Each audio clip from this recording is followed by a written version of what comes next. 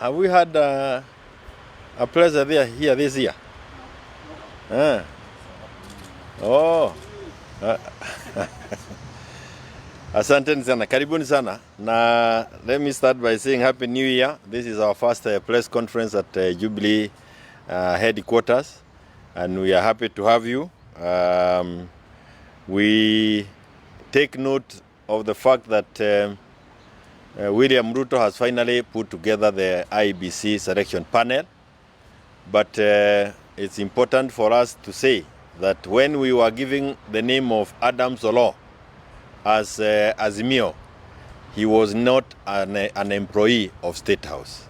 As it is today, Adam Solo, who is our nominee from Azimio, is an employee of State House. Naturally, you do not expect him to do anything better than what his employer would tell him. Many others within the panel are also people who work very closely with those in government and or work even within government indirectly. Clearly, that panel is one that is already partisan. It's not a panel that you can go home saying they will give you an IEBC that is going to represent the interest of Kenyans across the board. They are likely to just give us people who may represent the interest of William Samoei Ruto. It's actually a Ruto panel. But having said that, what we want is an IEBC. We want commissioners, one way or another. And Kenyans should be ready to do the evaluation themselves and the vetting. We, as members of Jubilee, will do that vetting. And it's also unfortunate that while we are waiting for commissioners to get into office, IEBC is already procuring. The secretariat led by Marajani is already procuring, and it is important to know that Marajani is also working from State House. The old team is already working on issues of IEBC from State House. And they have started even before commissioners get into office. Kwa wale ambao pengine wamesahau, tulikuwa tunataka commissioners wa IEBC na commissioners wakipatikana, we wanted an overhaul of the secretariat. We want the whole secretariat overhauled, because the rigging that took place was not done by the commissioners themselves. It is employees of the commission that helped in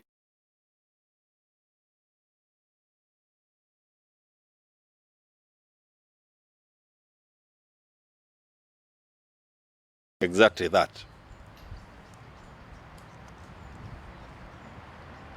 The other thing that I think is important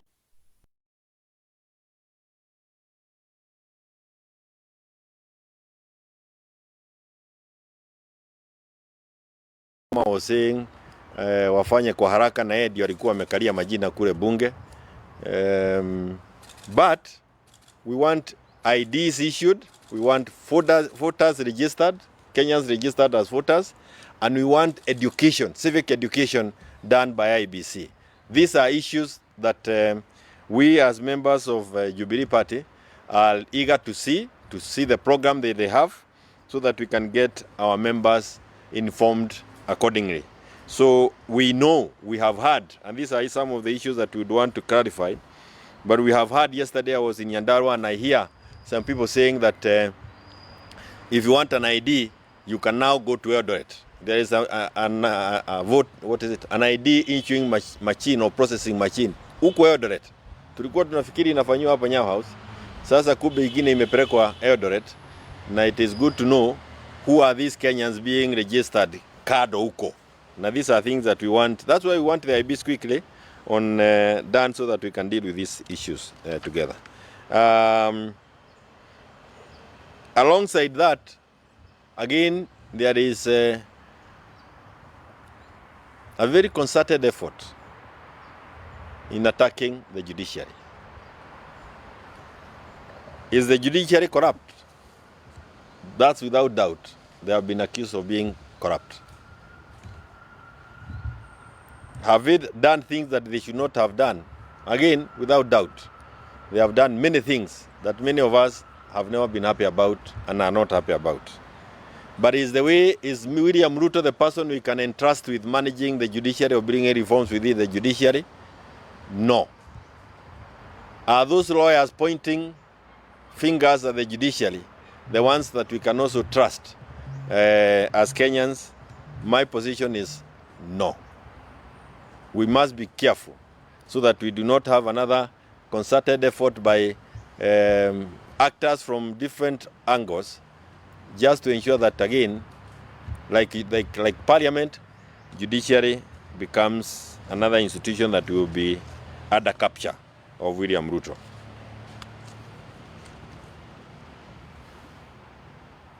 Kwa hayo mengi na machache, I think I have said what I wanted to say. You can now ask me the question, if there is any.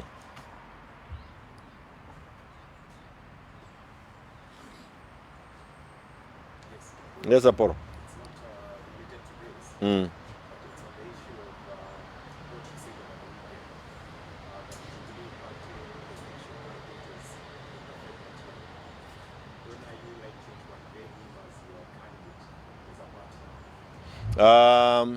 One, I think it is important to say that for the last 2.5 years, we have finally been able to know the actual number of members of Jubilee as per the ORPP register. Jubilee Party has 7,110,525 members on our list and as contained within the ORPP records. Kwa hivyo, na hiyo ni chama ya kitaifa. Na tuko na wanachama kila kona ya Kenya hii. And a party that big, members also feel that they need a presidential candidate. And members wenyewe ndio wameanza kutaja jina ya mheshimiwa doctor, I think he's also a doctor. Dr. Fred Matiang'I. We were in Narok, we were in Murang'a, we were in Kiabu, and the name of Fred Matiang'I has been put on the table as a presidential candidate for Jubilee Party. We will continue engaging on this matter. We have no objection to that position on as a start. Na yeye pia ataenda akae na wale wengine, akae na kina Karonzo, akae na kina Umtata, akae na Wamarwa, akae na nani mwingine wa Madha. Who else is this? Akae na nani mwingine, a presidential candidate. Nani? Nisaidie hata nyinyi si ni wa Kenya, kwani maneno sisi tunajua. Akae na wale wote ambao wametangaza kuwa ni presidential candidates. And then of course those of us who are also interested in this activity will also be invited there, I hope. But it will be important for them to sit together and then we will expect white smoke. What I gather is that the candidature of Matiang'I is attracting a lot of approval from far and wide, beyond what we expected. And I can say why I think so. Why I think so is because unajua tumekuwa katika safari ya miaka 2.5 sasa ya kusema shida ambazo tuko nazo. I do not think there is any Kenyans who need to be convinced that the UDA government is a disaster, directionless, going nowhere. I don't think anybody needs that convinced anymore.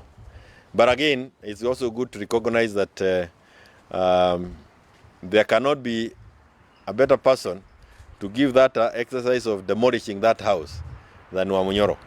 That one, he has a gift. Anaweza bomoa hiyo nyumba kwa haraka sana. Na unajua atabomoa kwa sababu yeye pia anajua pahali alifika msumari, pahali aliweka hedges, ile mitego walikuwa. Hiyo yote anaweza bomoa. And I get it's very interesting to listen to when he is on that mission. But having done that, we also need to construct.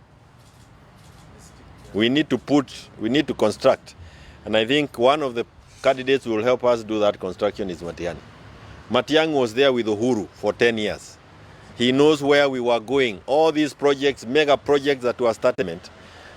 He was the person chairing those subcommittees of cabinet. So if Kenyans want to hit the road running after this whole regime is gone, then I also think we have a good candidate in the name of Matiang'i. Education, he was there. Security, he was there. Mambo ya NHIF, he was there. So he will understand quickly hii mambo ya shisha. He will quickly get us off those some of those funny programs that we've been in. Mambo ya huduma number, he understands it. Now we have another taifa. So ni taifa ama ni maisha? Nemis is also under attack. We need somebody who can get us back on track quickly. Kwa sababu the youth, the unemployed youth, they want things moving immediately, not again through another circus of looking around. I say that because Matiang'i being a presidential candidate for Jubilee, now I have also the responsibility of campaigning for him, so that wale wengine pia wataweka bidii kwa vyama vyao. But again, I want to say that the leader of our loyal opposition is still Kalonzo Musyoka. Yes.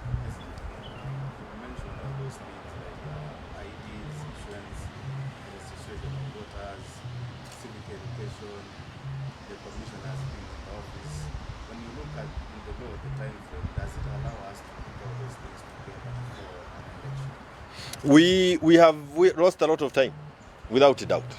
And this was deliberate from William Ruto. He played all these things, allowing the courts to help him in some way. So we don't have enough time to do all the things that needs to be done by IBC, given that we have lost. Like, for example, I do not expect them to embark on issues of boundaries. If they do that, we are likely to get ourselves, we may lose focus on the 27th general elections. So, without doubt, we have lost time. We need them to manage it from a point of a crisis, and hope we will have competent individuals who can help us go through that whole exercise.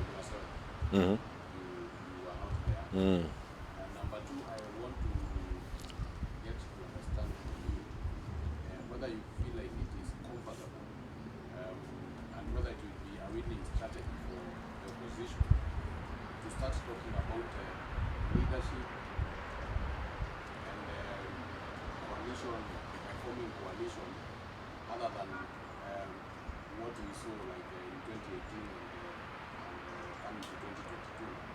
Ruto went to the people first and then to form coalition. What is your take about that? Two things. We are part and parcel of any coalition that is forming. We started the opposition after Laida drifted and went to government. It is myself, Kalonzo, and Wamarwa who started the opposition front that you are now seeing and forming itself into a very big movement. Jubilee is a key stakeholder in that. We have the largest membership in that coalition, even in parliament. We are the party with the largest number of members of parliament. Forget about their rebellious nature, but they are still members of Jubilee. Na sisi ndio wakubwa kule bunge, so we are part and parcel of that coalition building arrangement, and we cannot move away from it, and we need to remain together if we are going to help Kenyans go over the difficulties that we are in together. Of course, as I say that, the other bigger stakeholder in that whole thing is the Gen Z. We must continue listening to the Gen Z. Remember, they are the ones who brought another face to the opposition front. And the fact that you don't hear them a lot speaking, usifikiria kwamba wao pia wamesahau. They remember the maandamano of finance bill than anything else. And they also remember the killings that went on the 25th of June last year, which I believe that when we have people in office, that should be marked as a national holiday. It's a major statement in our country. But on whether we should build the coalition first before talking to Kenyans is a debate. I hold the view that now that we know what we want and people are there, it is important kwenda kwa raia. And that is why as Jubilee, we are now out talking to the people. God willing, we should be out in Nakuru, in Kajiado. We want to go to all the counties. And with our candidature of MATIANG'I, every county wants us to get members at every county wants to hear us appearing there. So we have to do a bit of fundraising so that we can get resources to get us to all those counties. But I agree with you also that it is important to go to the raia before, so that whatever is being done is owned by the raia. Even when we mention the name MATIANG'I, it is not us mentioning it. Ni raia wenyewe. You remember the name was even first mentioned by Gen Z. And him being part of us, we are happy to also go along with it. Kwa hivyo nakubaliana na wewe. Tuongee na raia zaidi ili waweze kuelewa ni nini inaendelea. I was yesterday in Nyandarua and they need to be told many things. They can also get confused. Yes. Asanteni sana. Thank you. Oh, how dai kemwe.